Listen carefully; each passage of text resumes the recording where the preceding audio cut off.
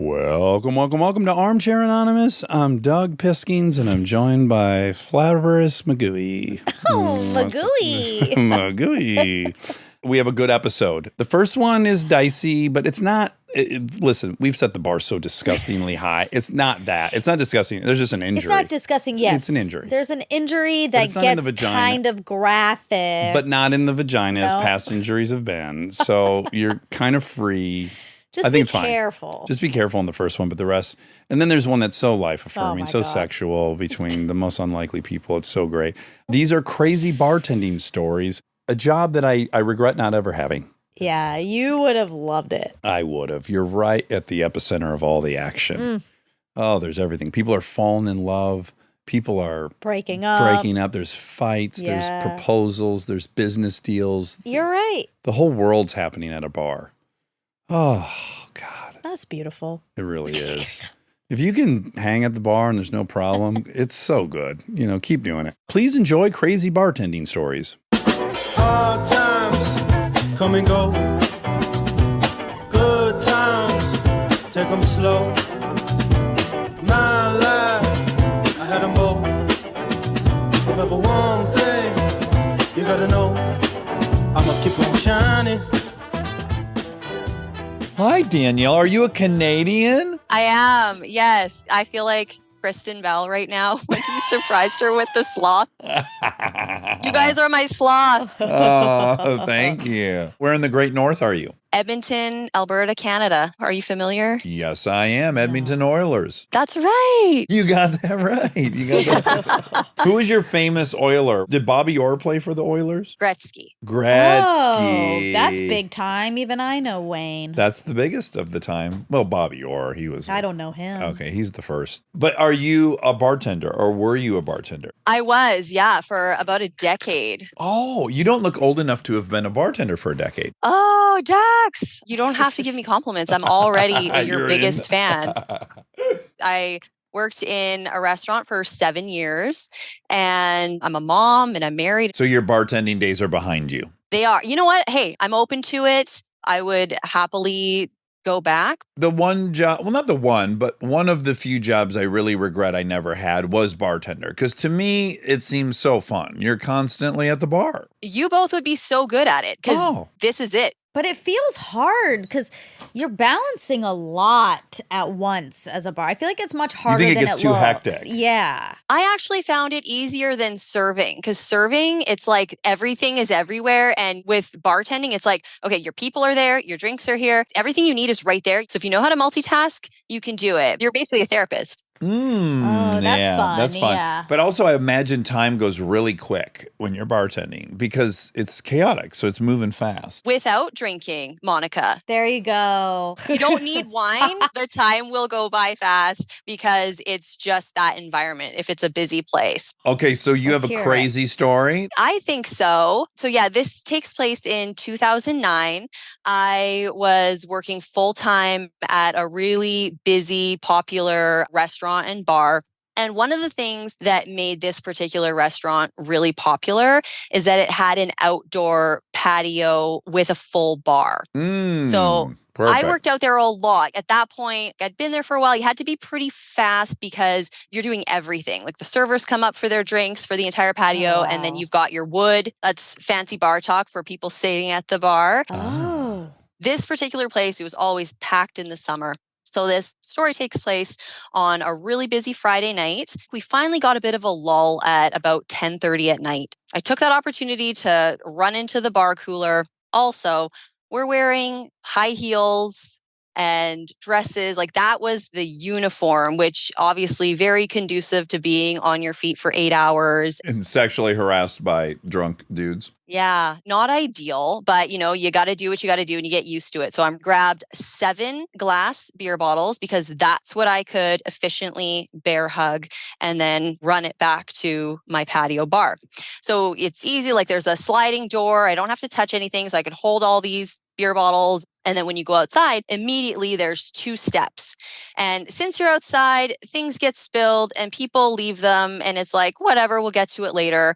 So naturally, I step in a puddle and I slip. So I drop all of my beer bottles on the ground and then immediately fall into the broken glass. In a skirt? Yeah. The way I landed, I kind of like landed on my knees. So I wasn't just like legs up or anything like that. So the patio is still full. This is Friday night. Like everybody's there still. Everyone's looking at me horrified. Like, are you okay? So I just pop up. Like, that's what you do. You just stand up. I'm fine. Everything's fine. But immediately I knew something was wrong because my hand just hurt so bad. Like you've got so many nerves in it. So immediately I was like, it's just excruciating. So I'm like, okay, I've got to deal. I'm just going to go inside, go right back to where I came from and go to the first aid kit and get some Band-Aids because my hand is cut, obviously. So I walk inside and I'm kind of going as fast as I can. And I look, and in the dining room inside, all these people are also looking at me like they're horrified.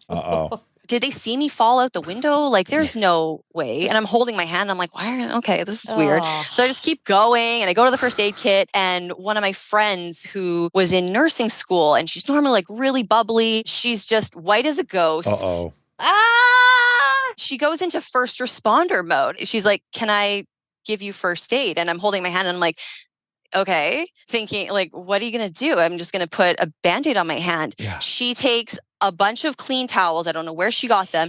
And she squeezes my leg. It was only at this point that I realized my leg is bleeding. So she goes into rescue mode here. And I feel like I'm going to faint because the pressure. So it turns out that when I fell, I actually sliced my leg all the way open. My left like shin. And I didn't know because my hand hurt so bad. You were in shock. You were distracted by your hand. And I was embarrassed because all these people are staring at me. Monica would have been crying, but not from the pain, from the embarrassment. Yeah. But I felt like I was on stage. So immediately you just get off and you leave and you go to the back and lick your wounds. It was crazy. So some kitchen guy that I didn't know graciously drove me to the closest emergency room where I waited in my little black dress and high heels for several hours till I got stitched up. So I ended up with 27 stitches. 27. So I had a total of 22 in my leg and 5 in my hand, which is still what hurt the most. It was really awkward because I couldn't really do anything. But when I did go back to work, one of my colleagues told me that he saw me walking through the dining room. And the reason, Monica, plug your ears, you're not going to like this. The reason everyone was staring at me is because as I was walking, the blood from my leg was going into my shoes and it was like gushing out the sides. Like a chocolate fountain? Ew. Not very appetizing. Oh my God. Danielle, was any part of you grateful that you got to miss the cleanup since you had to go to the emergency room? Very much. And, you know, the first thing I thought was, I'm going to have to pay for all the beers I smashed. Oh, my God. Right. Yeah, the owner's thinking like, oh, fuck, we're getting sued for $100,000. And you think you got to reimburse them for $23. I know. How quickly were you back on the job? Bartending. It was 10 days. I was 3 days later. I was doing manager stuff, which I had never done before, but just so that I could do something and not be doing manual labor, basically, with the stitches. Did the owner send you flowers or chocolate or anything to say? No. No. They did tell me I didn't have to wear high heels anymore. I think that lasted a week. And then I just decided to wear them again because everyone else gave me a hard time. They're like, oh, you don't have to wear high heels, but everybody else. I'm like, you know what? It's just easier to wear the high heels. It's fine. Jesus. Oh, wow. They should have probably made that a policy for everyone. Maybe we don't wear high heels. Yeah, well, I think now it's actually the law that they can't do that. Okay, good. Did you meet your current husband while bartending? I did. Tell us. Was he a customer or a coworker? He was a coworker. He worked in the kitchen. Oh. And then he did leave for a bit and I ran into him later. Yeah, so that's why I don't regret anything because not working there would have changed the whole trajectory of my life. But that's actually very common. Like several of the girls that I worked with met their husbands that way, either from serving them or working with them. Did you love the lifestyle? It's a very fast lifestyle, and I like that. At first I did. It's difficult when you have friends who have kind of the 9 to 5 because it's the opposite. So unless you're really into that bar scene, which, that only lasts for so long. And we start drinking here at 18. So you kind of get that bar star thing out of your system right away. So by the time you're in your early 20s, you're like ready to move on, or some of us are. Either commit fully or back off. That's the inflection point. Was not ready to have that be my life. So I did like the lifestyle and it was really good for being in school. And you make good money too, right? It was really good money. Yeah. Like what would you make in a night, like a Saturday night bartending? A few $100? Those Friday night patio shifts. Yeah. Sometimes I would make like $500. Wow, that's yes. great. How else are you going to do that? You'd have to work 10 hours at $50 an hour. Who's hiring for $50 an hour? Yeah. So I'd say on average, you'd probably make about $200. So it's really hard. You get sucked into that. It's like stripping. A couple girls I went to high school with were stripping in Santa Barbara. Yeah. And they were making like $2,000 a night. For both of those things, you age out. But when are you going to bring Ted Seegers up here? How do we get our hands on those? Because that wouldn't cut me. It's a can. That's right. True. It would be very hard for you. You'd have to fall off of a building for the can to break open in a way. We're going to grow as fast as we can. But of course, we cannot wait to be in Canada because it's a Detroit company and we're right across the bridge. So that is very much an aim. Awesome. Yeah. Danielle, so nice meeting you. I'm glad you survived this brush with death at the hands of 7 broken beer bottles. Thank you so much for telling us that story. So nice to meet you. Take care, guys. All right. Bye-bye. Bye. Hello. Hi. I love your hair. It reminds me of the one I used, which was Revlon Outrageous Cherry. What's the color? Intense red. I wish I had a cooler name. No, it's an electric name. Okay, so Maddie, you were a bartender. Yeah, in Magna, Utah, which is a super small town. And bars are interesting there, right? Because you only have like 3.2 beer and you got to have a membership to drink hard alcohol and all that. It is 3.2 beer now. When I was serving, it was 2.7. What does this mean? Yeah, I might have messed that up. The alcohol percentage in the beer was only 2.7%. The standard is like 3.2. Got it. Okay. So I said the standard. All right. Ours was like much lower, and they only made it for like Utah and Oklahoma. So Utah liquor laws are really strict. We had the lower percentage beer, and we also had, you can't have more than 1.5 ounces of the same liquor in front of you at once. Oh, really? Wow. So you can't order a double? No. Wow. Okay, so you're bartending, but kind of. Are people getting fucked up anyways? They figure out how to, they just drink more, right? Oh, yeah. They just drink more and they bar hop. And that's the thing with Magna. This bar was on historic Main Street.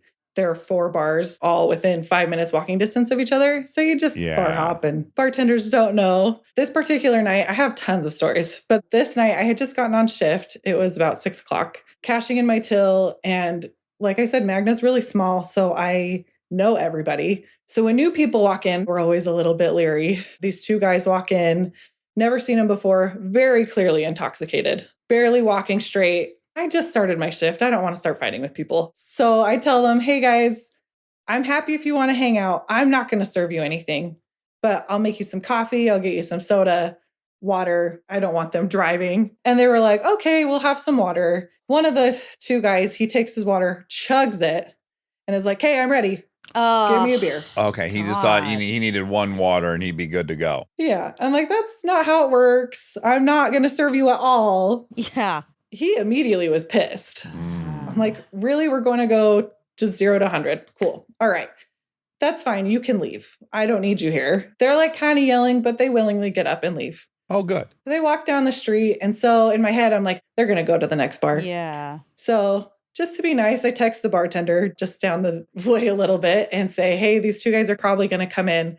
Do not serve them. Probably about 20 minutes goes by and I get a text back from her saying, oh shit, I served them. And I get why I shouldn't have. I think they're coming back to you. Oh boy. Now, quickly, who's on staff at the bar you're at? Just me. Oh, There's no big boys there. No. At this point, we only have door guys on the weekends. And this was like a Tuesday or Wednesday night. Oh, boy. So I'm completely by myself. And I'm like 27, 140 pounds. I'm 5'10", so I'm a little intimidating, but not much.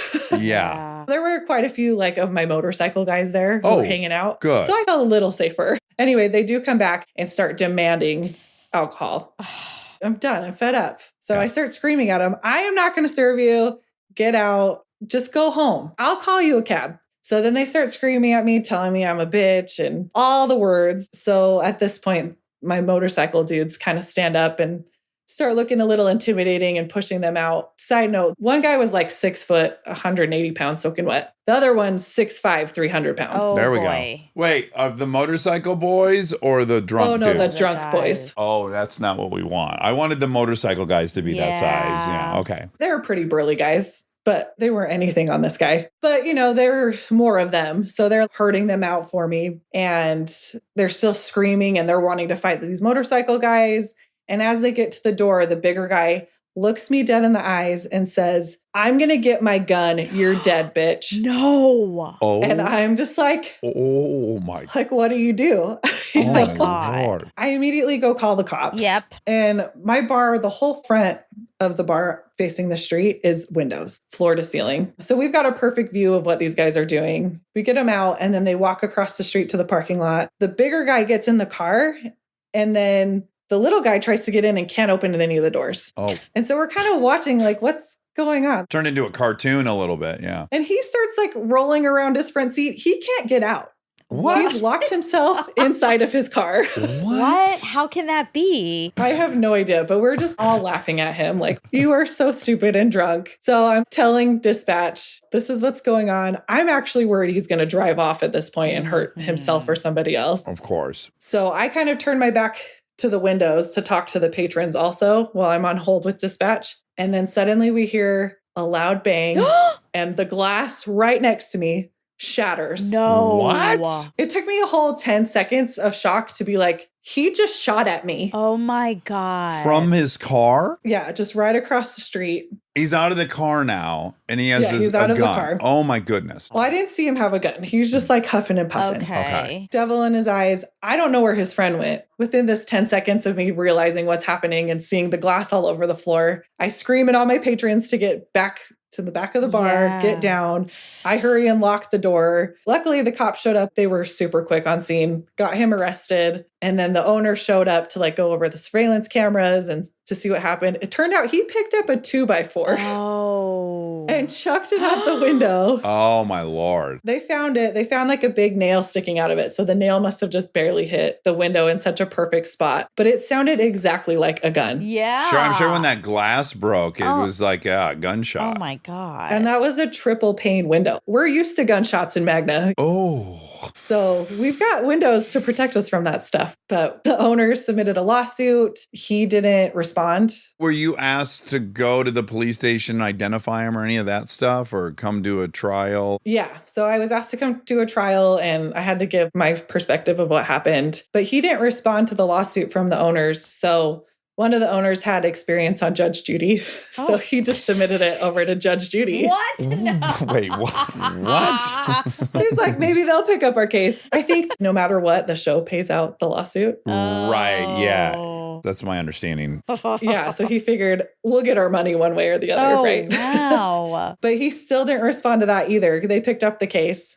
They're like, let's fly y'all out to LA. What? This is Oh, crazy. this is bizarre. But I think that was the kick in the pants for him of, oh, I probably need to do something about this, take accountability. Anyway, we did see him in small claims court in Salt Lake. I sat across from him and he wouldn't look me in the eyes. His wife just sat there like rubbing his back and talked for him basically the whole time. Oh, boy.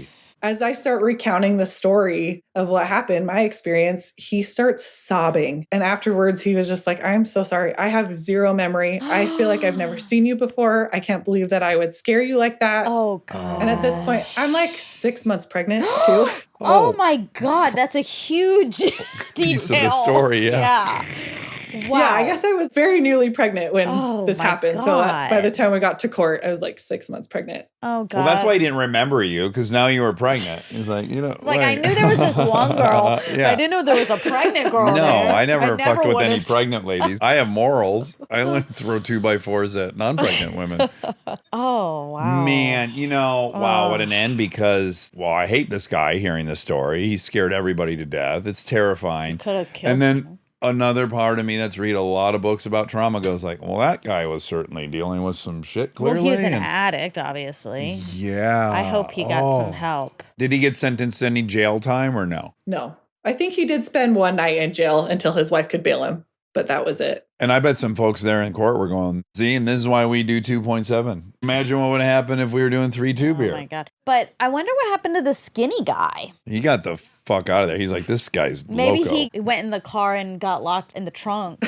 Oh, he found his way into the trunk. They were having all these problems with the car getting in and out. How much longer did you tend bar there? About another year and a half. In a violent little strip of land there where fights common? Oh, yeah. My first night there, I watched somebody just get jumped from behind and beaten to almost death. He was almost dead. People were murdered back there in the vicinity, not in my bar, but I've had knives, guns, all the things pointed at me. I want to go there now. I really do. I want to go. Why? What are you going to do? I don't know what it is. In your fantasy, what's going to happen? What are you gonna do? I remember being around that so much that some part of me goes like, oh yeah, it's where everything's happening. I want to go. I need to see everything. I don't know. I don't know what it is. Okay. Arousal. They do karaoke every night. Just go do karaoke and see what happens. It's just see what goes down. Well, I'm glad you're safe. Yes, no kidding. How scary, Maddie. Yeah, it was. I think about it a lot, but I'm pregnant with my fourth now, so we're good. Oh, wow. Wait, Fourth, you're cranking them out. was that the first? It was my second. Oh, my gosh. Well, congratulations. Yes. Thank you. Yeah, that's a lot of little ones. And thanks for sharing. Well, thank you guys. I appreciate it. My sister made me do it because she loves you guys. She's an addict herself, and your vulnerability helped her through so much. Oh. What's her name? Lauren. Lauren, we love you. Thanks for listening. Thank you guys. I appreciate you. All right. Bye. Bye-bye. Take care. Bye, guys. I just saw your stupid hand start to wave. It's not a stupid hand. It's a regular hand. Bye. Bye. That's good. We always get so zany by the 7 and 8.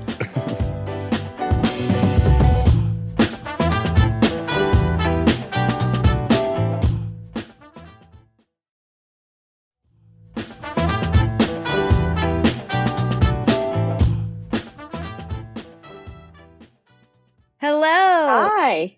Oh my God, are you in a teepee? What are you in? Pretty much, basically. I live in the Northeast and we don't really have closets, so I've kind of constructed. Thank you for making that. I did this contraption with a blanket behind me and over me and back around. Oh my God. Well, you sound dynamite. Exactly. It worked. Yeah? Okay, cool. Where are you in the East Coast? Right now I'm in Pennsylvania. Big state, lots of cities. Which one? Lancaster. I don't know. You're Lancaster. saying that with some hesitation. Yeah, some shame. David actually did a flightless birds on it because this is where all the Amish are. Oh, yes. wonderful. You see a lot of horse and buggies. Oh my God, everywhere. Wow. But I've only been here for a year. I moved here from Austin. Oh my God, that's a radical change. Yeah.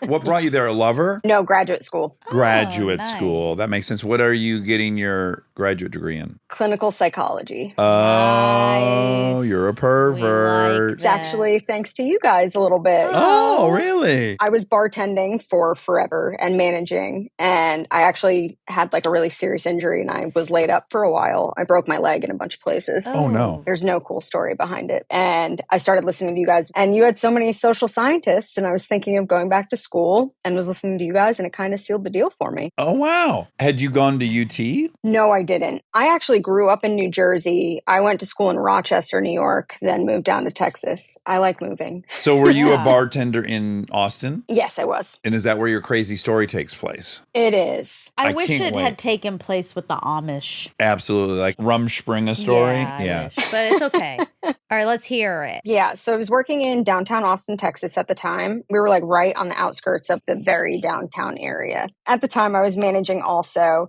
So on Wednesdays, I started to notice that this elderly couple was coming in. They had been coming in for like 3 months at the time. They'd come in and the husband would beeline to the bar. The wife would go and get their table. It was the table directly in front of the entrance. And then to the right, it was directly in front of the main well of the bar. So we're an employees always making drinks. It was the busiest spot in the bar.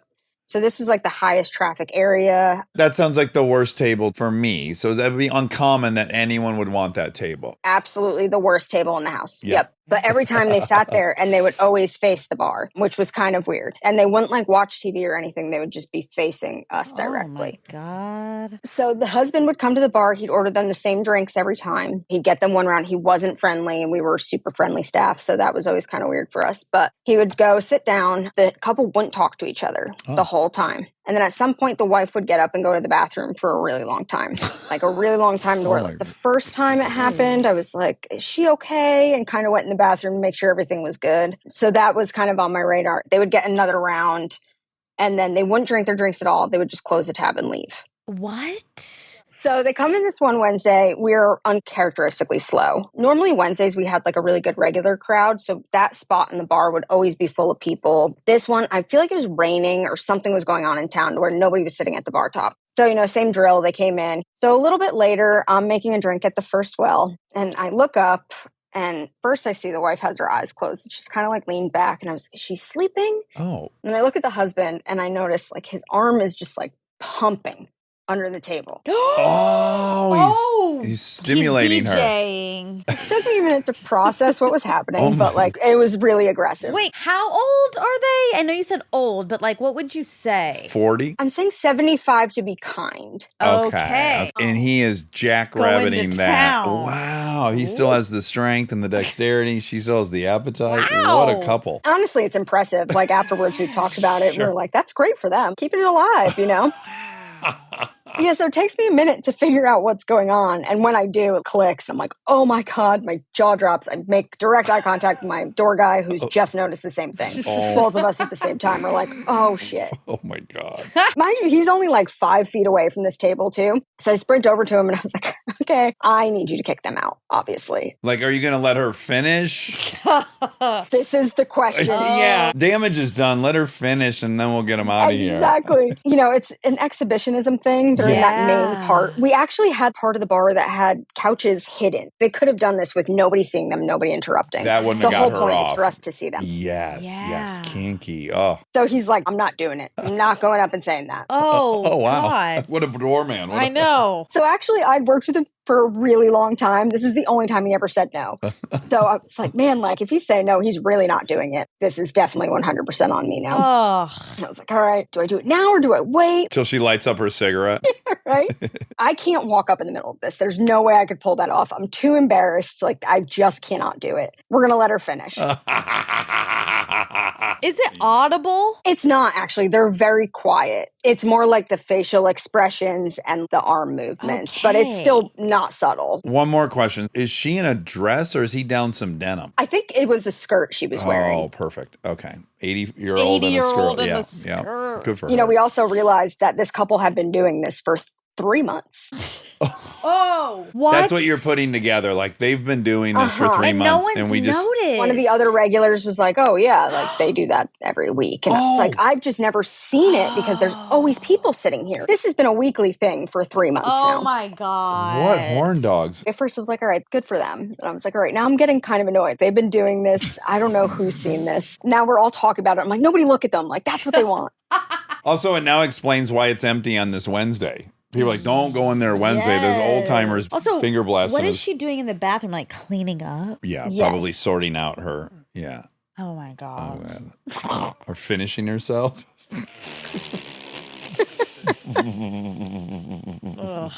Getting into her purse and pulling out the jackrabbit.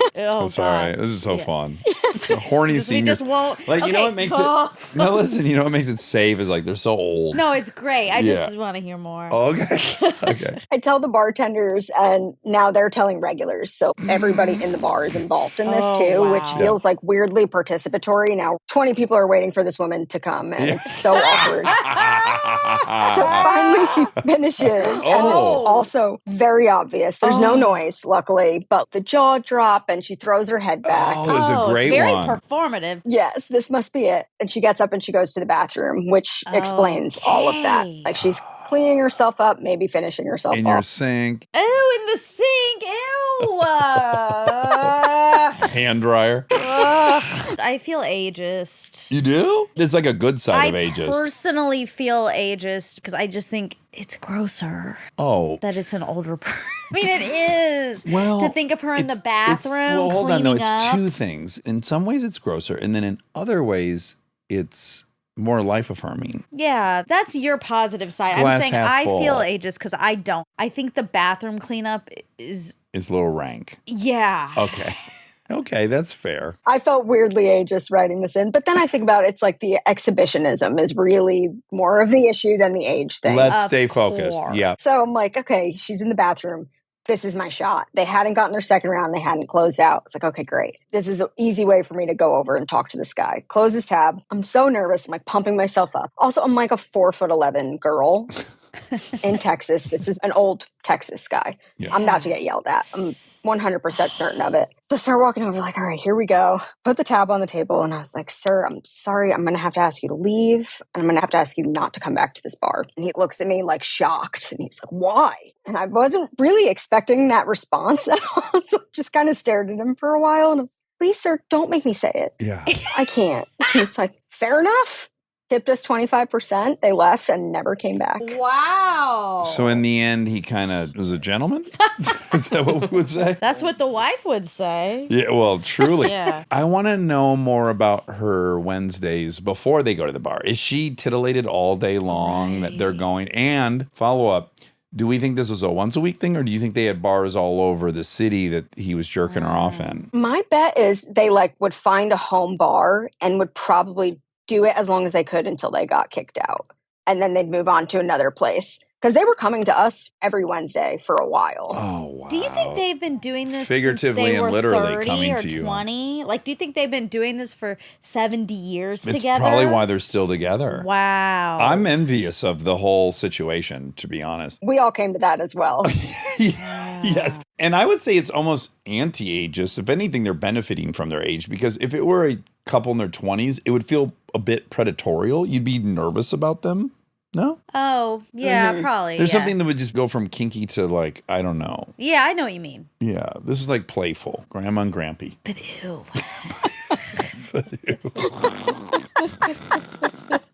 No one ever Sorry, observed but- him getting serviced. Now that you found out all these people had seen that many times, it's crazy to me people had seen it and not told you. And not said anything, I know. Yes. I know. I think everybody enjoyed it a little bit. Like everybody thought it was funny. And it was like, oh, that's the quirk of this bar. Like it was a very quirky bar. So I feel like a lot of people were like, okay, cool. I'd love to see that for sure. What's worse, that I wanted to go to the violent bar town or that I want to see the Both old are timer? bad. Both are bad. Yeah. Okay. Both are bad. But you would pick for me to be a part of this one because I wouldn't get hurt. Yeah, I don't want you in an unsafe environment. I guess you're making me choose. Yes, I'll let you lesser go of to two. this bar. Okay, great. Well, Sabrina, that was a What banger of a a story. Yeah, just awesome. Thank you. Yeah, really Thank you for appreciate it. sharing that. Wow. Yeah. I'll be thinking about that one for a bit. Yeah, I'm going to be thinking about that tonight. Oh,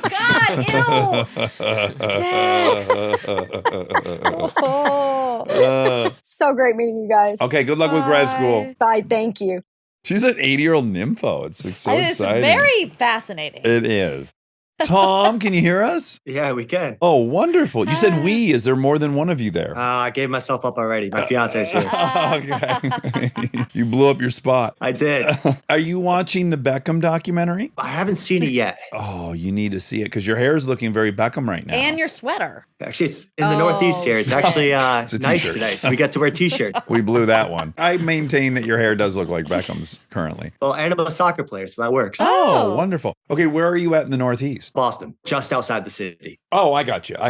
Okay, so you were or are a bartender. I was, yes. What year was this? This was, 13 years ago, so fast math. Okay, 2010. Yeah, that was easy. Yeah, 2010. We got lucky. I'll make it harder for you coming up, okay? Okay, Oh, please God. do. I like a challenge. And you're bartending in Boston? Because that's a rowdy place to bartend, I think. I have bartended in Boston, but at this point I was bartending in Southern New England. I'm keeping things vague for a reason. Oh, Oh, great. Because great. there's some legal Okay. stuff. Okay, great.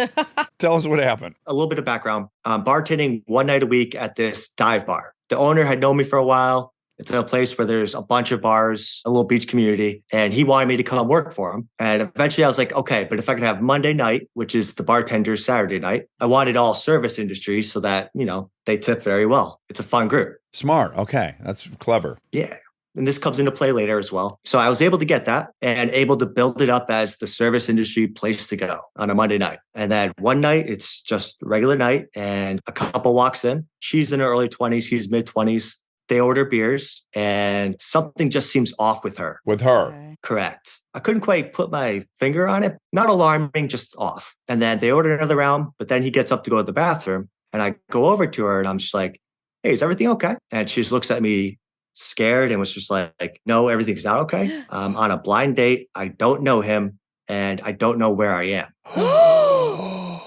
Oh my God. Oh, fuck. She's been roofinalled? No, she wasn't roofied. I asked her, I was like, where are you from?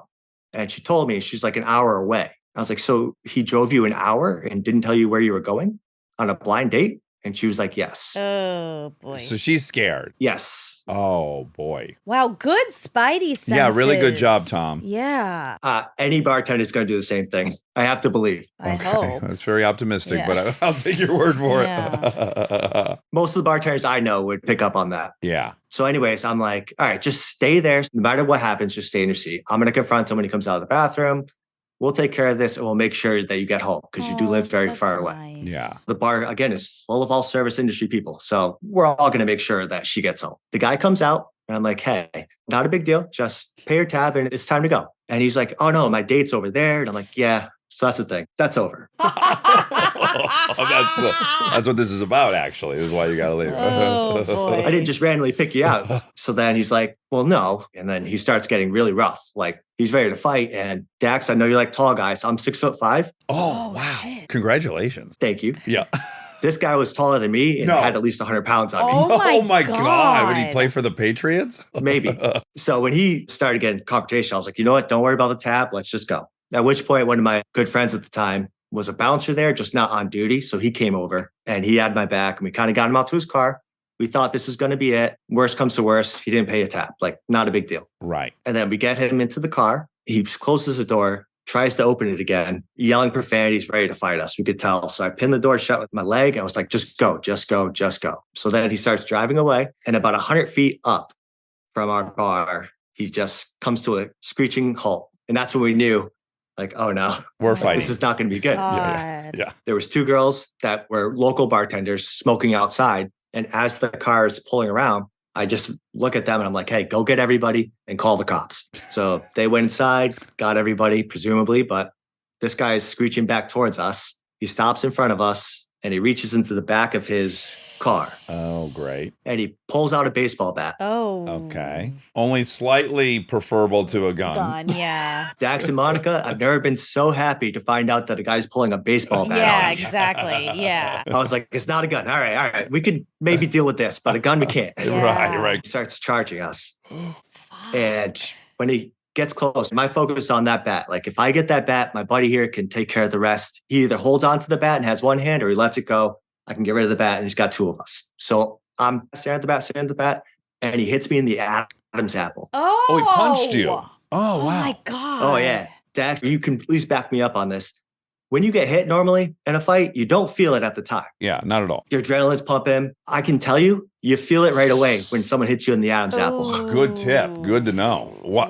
Oh, wow. Did you feel like you couldn't breathe right away? I don't remember that. I just remember it being the only time I've ever been hit where I actually felt pain right away. Oh, Yeah. interesting. And maybe someone could write in. We'll have an Adam's Adam's apple apple prompt. episode. Crazy Adam apple story.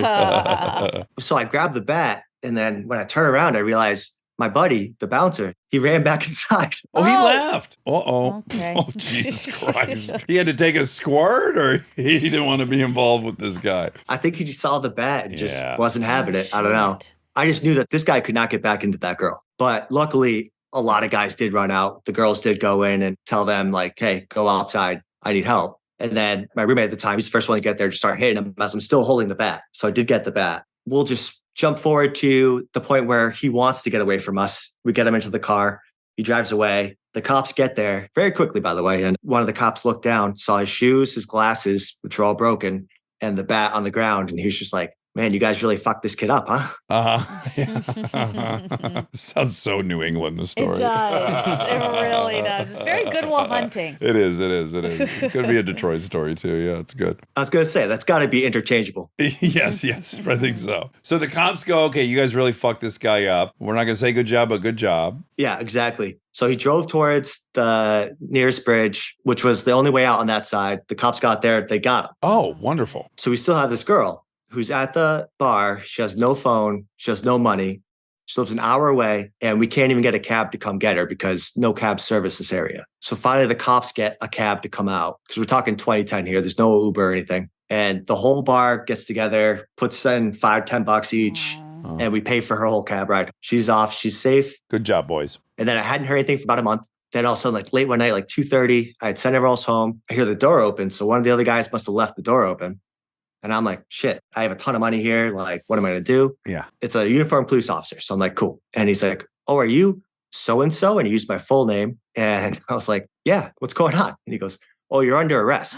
Oh. So my heart's like going a mile a minute. I'm like ready to get cuffed. And he goes, no, I'm just messing with you, man. Oh, again, welcome to New England.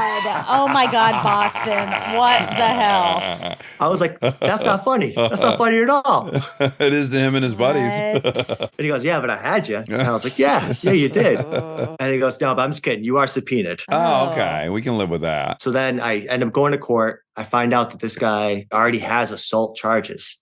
So he's already on trial from an assault in a different state. I actually didn't have to testify. He took a plea deal for 3 years. Oh, no kidding. I'm guessing his other trial was pretty bad. Thank God she escaped. We never did find out what his intentions were. No, we don't know. I mean, I gotta imagine they weren't great, but what exactly were they? Yeah, I don't know. I thought about that too. He seemed like a nice guy before he flipped. You know what I mean? Right. But obviously she was getting not good vibes. So I don't know what happened there. Or it was the hour-long car ride. What kind of car was he driving? It was silver, probably like a Nissan Sentra or something like that. Like a small compact. Okay, 6'5" and a compact. No, he was more than 6'5". Okay. Yeah, he's 6'5". Right. He's 6'7". Yeah, I don't know how he fit in there, but it was some sort of small compact that was old even at the time. Oh my gosh. Well, Tom, what an incredible story. Yeah. That's kind of my dream story. You know, I have this complex about being a sheriff and a savior. You really rose to the occasion. Yeah, I hope you feel great about it. Yeah, I'm older now, so I'm like, what the hell was I thinking? Yeah. That's the time, though. You got to get those over with, and then you shift gears into safety mode. Yeah, if you feel in danger at all, always go to the bartender. Yeah, that's okay. I really like this good story. They'll help you out. They're the ones that are going to know exactly what to do. They know what the bounces are. They know everything. Yeah, they've seen all the shit. So who's with you in the room? We got to say hi to them. Oh. Hello, who's this? I'm Carly. So nice to meet you. Hi, Carly. I have such an affinity for that name. I know, it's a good one, right? Yeah, Very. Carly Simon, my little sister. Me now. You got a real tall son of a bitch on your arm here, don't you? I did good. I'm 5'10" myself. I hope you have a MBA center. I know, right? Pay for that college. Well, we love Tom. He's so cute. That was a great story. great Very story. heroic. Now I'm like, can we just not fight people in general? Can we not get into these situations to begin with? That's Keep fair. talking me up. It's great. That's very fair for you to ask at Yes, this point. Well, it's so nice meeting both of you. So nice to meet you. We absolutely love your podcast. We have like nothing in common in terms of content that we like to take in. He likes to watch World War II documentaries. I'm a reality TV person. Yeah. So this is like our common ground. Oh. I'm delighted that's the case. And I too love a good World War II doc. And I like some good old reality TV. You love a Bachelor. Oh, yeah. Well, Carly, Yes, nice thank meeting you. you. Tell Tom that we really enjoyed meeting him. So nice to meet you guys. Thanks so much. All right, bye. What a story. Bartenders, they're in the fray. It's adjacent to me wanting to work at 7-Eleven. Yeah, it has that vibe. I mean, it's probably too late for me to become a bartender, but maybe in my retirement. All right, well, boy, that was great. I thought it would be because of bartenders. Yeah. Sabrina. Wow. Oh, yeah. Sabrina's story. Yeah. The old timers, don't forget. I won't forget. Don't forget, because Tom tainted your palate a little bit because it was violent Yeah. and scary, but go back to the the I don't want retirees. to. Oh, okay. You're good right where you're at? Yeah, I'm great. I'm Okay. good. All right. Bye. Love you. Do you want to sing a tune or something? We don't have a theme song. Oh. Okay, great. We don't have a theme song for this new show, so here I go. We're gonna ask some random questions, and with the help of Armcherries, we'll get some suggestions. On the fly rhyme dish, enjoy.